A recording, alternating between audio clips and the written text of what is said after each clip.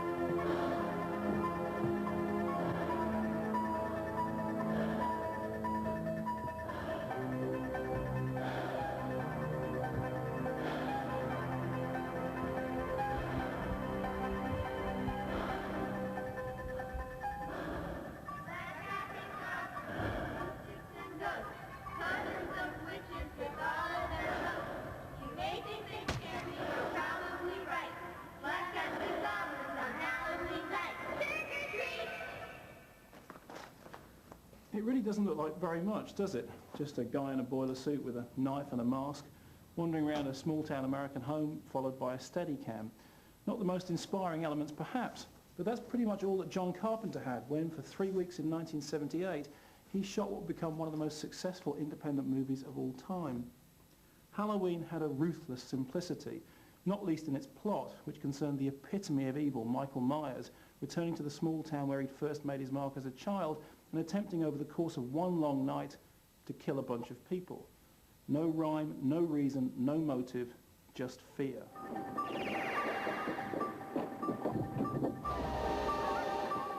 In anybody else's hands it would have been dumb, but Carpenter's stylishly suspenseful thriller hit a nerve with American teenagers, spawning a string of sequels and kicking off a row of teen slasher movies which flourished in the 1970s, ripened and rotted in the 80s, before dying and being reborn in the 90s thanks to the postmodern likes of Scream. Tonight marks the 21st anniversary of Halloween, the year that Michael Myers comes of age and the night John Carpenter came home.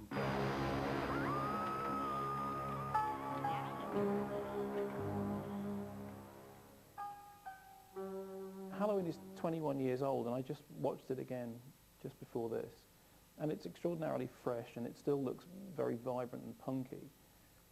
How does it feel this long after making a film like that to still be, for it still to be talked about, for people still to ask you questions about it like it was a new movie? I think it's an incredibly flattering thing to have people still talk about Halloween. I don't think we all realized the impact that it was going to have, or that it had. I watched it again recently myself, and I wish the jokes were better. You can't come over tonight. I thought you were babysitting tonight. The only reason she babysits is to have a place to. Shit. I have a place for that. All these years later, the horror genre has gone through this strange kind of death and rebirth through the films like Scream with Kevin Williamson, which make very great play of referring to Halloween and using it as the Bible. How did you feel seeing that film, and how do you now feel about Halloween's role as the big daddy in the way that Psycho was to you before? When I saw Scream, it was amazing that I spent so much time talking about Halloween. I mean, certainly it made me look great. Can you tell me how Halloween first came about as a project? I met with Mustafa Akkad and Irwin Yablans, and they wanted to make a low-budget, $200,000 horror film called The Babysitter Murders, about the serial killer who stalks babysitters. I made a deal. I'll make the movie for $200,000, but I get final cut, and I get my name above the title. You don't, no creative input, don't tell me anything. I'll show you the movie. And they held up to their word. At some point we were writing the movie, Deborah and I, Irwin Yablans called and said, why don't you set it on Halloween night? Well, that's a pretty good idea. And he said, matter of fact, we could call it Halloween. Now, up until that point, the films that you had done had been specifically, left field. There's the satire of Dark Star.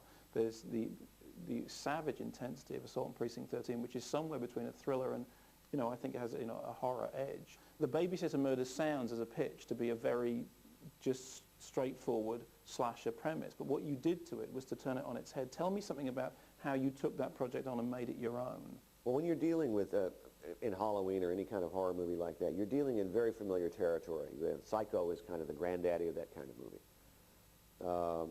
Not that it's the greatest ever made, but it's the one that influenced everyone. That principle of the suspense, the Hitchcock suspense thing of showing the bomb, and you can get much more suspense than surprise, is true, but what you can do is, once you establish the suspense, then you can do your shocks along the way, and that'll scare the hell out of people. They'll go completely crazy. They know something's going to happen. In a horror movie, you go and you know something's going to happen. The question is when. Standing on the lawn, he could have seen inside.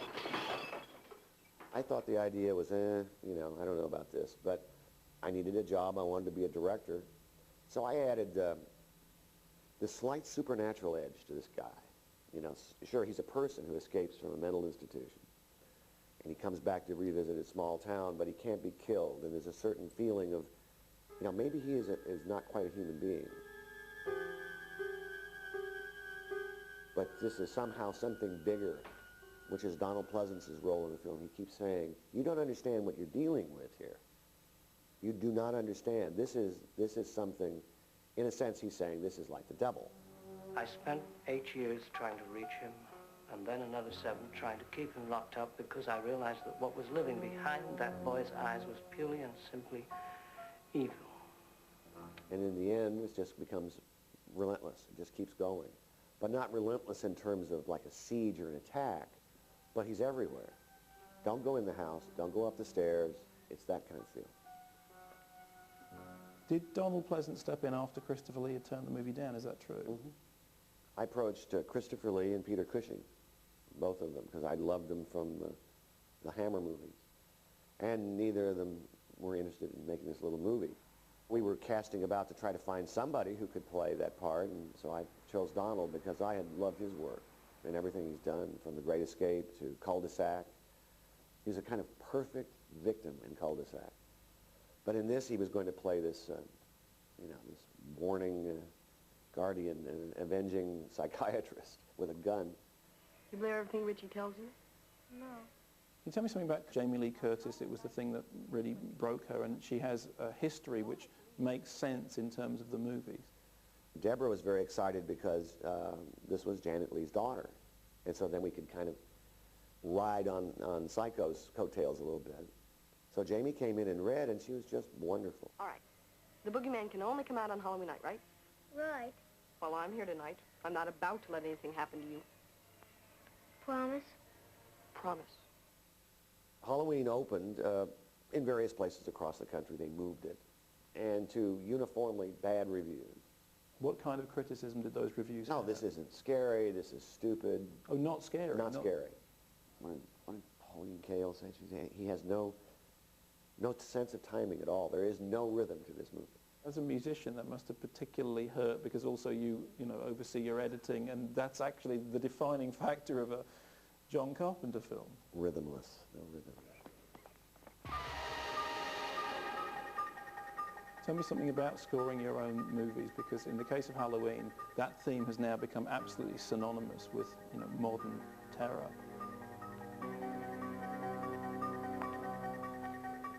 It jingles in the brain. How did it come to you? My dad was, when I was 13 or 14 years old, taught me how to play 5/4 time on bongos. So years later, I thought, well, I'll just get on the piano and I'll do octaves, ding, ding, ding, ding, ding, ding, and go up. And then it just came. 5/4 is nuts. You know, where does it end and what's going on? You can't find the start and the stop of it. It's off. It's simple. I could play it. I'm cheap and I'm fast and as a musician, so that was it. Well, Halloween was always designed as an exploitation movie, as a drive-in movie, as a movie that's going to show a week or so and then be gone. But then there's secondarily something started to happen at the box office.